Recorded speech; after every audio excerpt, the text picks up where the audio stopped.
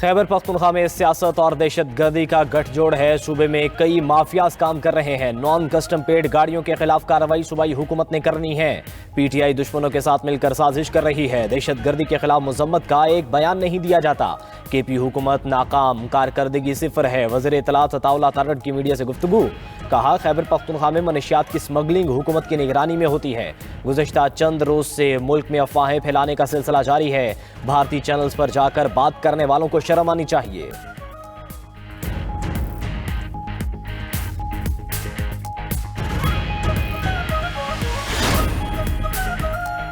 I am F کے ساتھ staff level معاہدہ ہو چکا۔ کلائمیٹ فائنانسنگ بہت ضروری ہے۔ ہمیں گروتھ میں تسلسل برقرار رکھنا ہے۔ مینوفیکچرنگ کے شعبے میں بہتری خوش آئند ہے۔ برآمدات میں 5% اضافہ ہوا۔ وزیر خزانہ محمد اورنگزیب کی پریس کانفرنس۔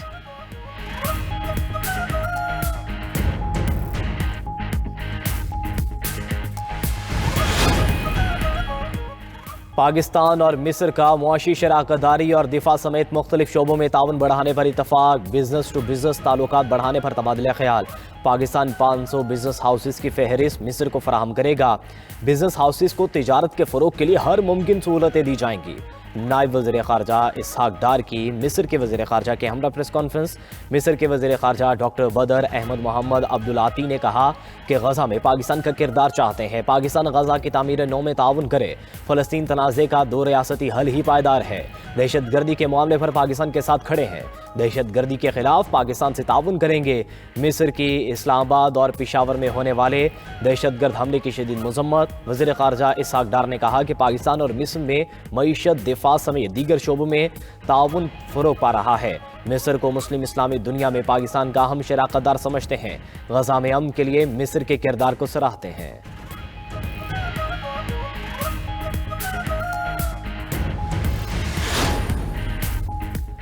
27ویں آئینی ترمیم پر تشویش۔ پاکستان نے یو این ہائی کمشنر برائے انسانی حقوق کا بیان مسترد کر دیا۔ ترجمان دفتر خارجہ نے کہا کہ پارلیمنٹ کی منظور کردہ 27ویں آئینی ترمیم پر اقوام متحدہ کے بے جا تشویش ناقابل فہم ہے۔ 27ویں آئینی ترمیم 2/3 اکثریت سے منظور ہوئی۔ آئینی ترامیم عوامی نمائندوں کا آئینی و جمہوری اختیار ہے۔ پاکستانی انسانی حقوق اور قانون کی حکمرانی کے تحفظ کے لیے پرعزم ہے۔ سیاسی تعصب اور غلط معلومات پر مبنی بیانات سے گریز کیا جائے۔ پاکستان کا اقوام متحدہ کے انسانی حقوق کمشنر کی غیر مستند خدشات پر تشویش کا اظہار۔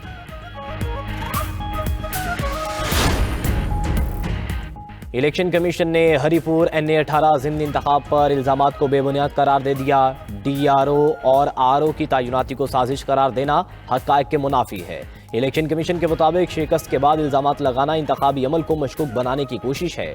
الیکشن کے دن تک کسی جانب سے کوئی اعتراض نہیں اٹھایا گیا۔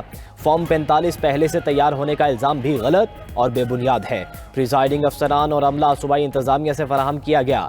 الیکشن کمیشن نے ضمنی انتخابات میں بھی قانون و آئین کے مطابق کردار ادا کیا۔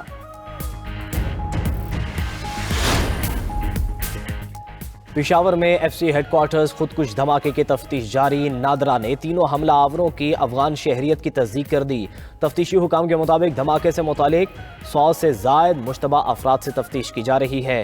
حملہ آوروں کی رحمان بابا قبرستان سے FC ہیڈ کوارٹر تک آنے کی فوٹیج حاصل کر لی۔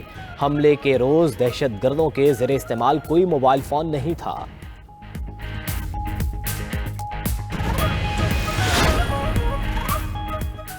چاغی بلوچستان میں دہشت گردی جنگل مہاجر کیمپ مکمل طور پر خالی۔ ضلعی انتظامیہ اور دالبدین رائفل کی کارروائیاں۔ انتظامیہ نے گردی جنگل کیمپ میں تمام مہاجرین کو رجسٹریشن کے بعد افغانستان روانہ کر دیا۔ کیمپ میں خالی ہونے والے گھروں اور دکانوں کو مسمار کرنے کا عمل شروع۔ گردی جنگل کیمپ میں 70 افغان مہاجرین رہائش پذیر تھے۔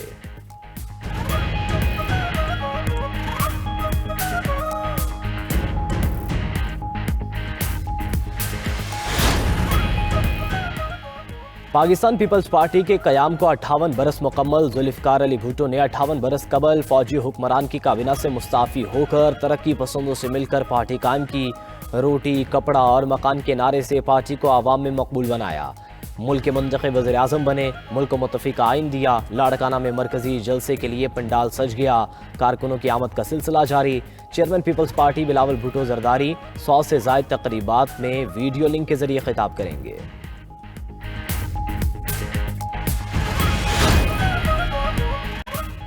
صدر مملکت آصف علی زرداری کا پیپلز پارٹی کے یوم تاسیس پر ذوالفقار علی بھٹو اور بے نظیر بھٹو کو خراج عقیدت. اپنے پیغام میں کہا کہ پیپلز پارٹی کی جدوجہد نے پاکستان میں جمہوریت کو مضبوط کیا. آمریت کے خلاف مزاحمت اور عوامی حقوق کی بحالی پیپلز پارٹی کا تاریخی کارنامہ ہے. وفاق کے استحکام اور قومی یکجہتی میں پیپلز پارٹی کا کلیدی کردار ہے. Chairman Peoples Party Bilawal Bhutto نے کہا کہ پیپلز پارٹی ہمیشہ مظلوموں کے حقوق کی ڈھال بنی رہی ہے. غریبوں، مرحوم طبقات، کسانوں، مزدوروں، خواتین اور اقلیتوں کی آواز بنتی رہے گی. وزیر اعلیٰ سندھ سید مراد علی شاہ نے میڈیا سے گفتگو کرتے ہوئے کہا کہ پیپلز پارٹی نے جمہوریت کی بقا کے لیے جدوجہد کی. شہید بے نظیر بھٹو کے مشن کو پورا کریں گے.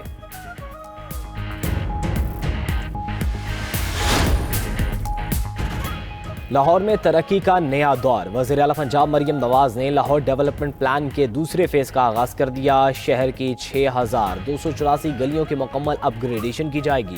وزیر اعلیٰ پنجاب مریم نواز کی زیر صدارت لاہور ڈیولپمنٹ فیز 2 سے متعلق اجلاس. مریم نواز نے کہا کہ لاہور کی ترقی میں معیار پر کوئی سمجھوتا نہیں ہوگا. فیز 2 کی تکمیل میں کسی قسم کی تاخیر برداشت نہیں کی جائے گی. اپ گریڈیشن کے ساتھ لاہور کا ہر محلہ رہائش کے لیے فخر کی علامت بنے گا.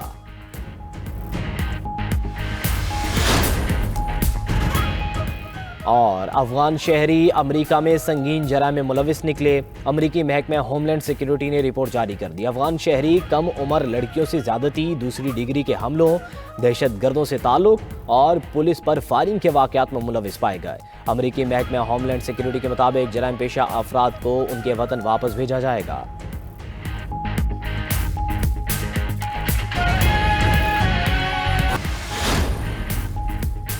اسرائیلی فوج کی خان یونس میں بمباری سے 2 کمسن بھائی شہید. لندن میں اسرائیلی بربریت کے خلاف اور فلسطینیوں کے حق میں ریلی، ہزاروں افراد کی شرکت. آئرلینڈ کے شہر ڈبلن میں بھی اسرائیلی بربریت کے خلاف احتجاج. اٹلی میں فلسطینیوں کی حمایت میں مظاہرہ. اطالوی حکومت پر اسرائیل کی حمایت پر تنقید. امریکی گلوکارہ و اداکارہ سیلینا گومز کا غزہ میں بے گھر فلسطینیوں کے لیے $1 کروڑ کا عطیہ. امداد ریڈ کریسنٹ سوسائٹی اور یونیسیف کے ذریعے تقسیم ہوگی. سیلینا گومز نے اسرائیل میں اپنے تمام میوزیکل کنسرٹس بھی منسوخ کر دیے.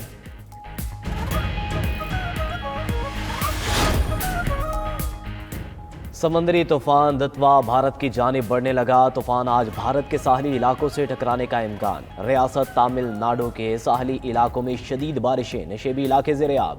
50 سے زائد پروازیں منسوخ. سری لنکا میں سمندری طوفان نے تباہی مچا دی. مختلف حادثات میں 159 افراد ہلاک، 200 سے زائد لاپتہ، 20,000 سے زائد گھر تباہ، 1,80,000 سے زائد افراد بے گھر ہو چکے.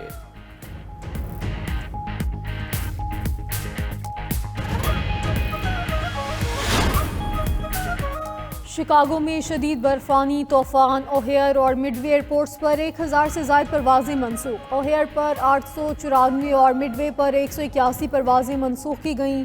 مسافروں کے لیے ٹریول ایڈوائزری، جس کے تحت مسافر بغیر اضافی فیس اپنی پروازیں تبدیل کر سکیں گے.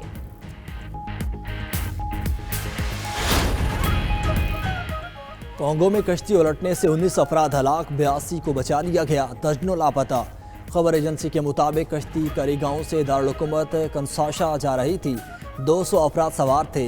حادثہ اوور لوڈنگ کے سبب پیش آیا. لاپتہ افراد کی تلاش جاری، مزید ہلاکتوں کا خدشہ.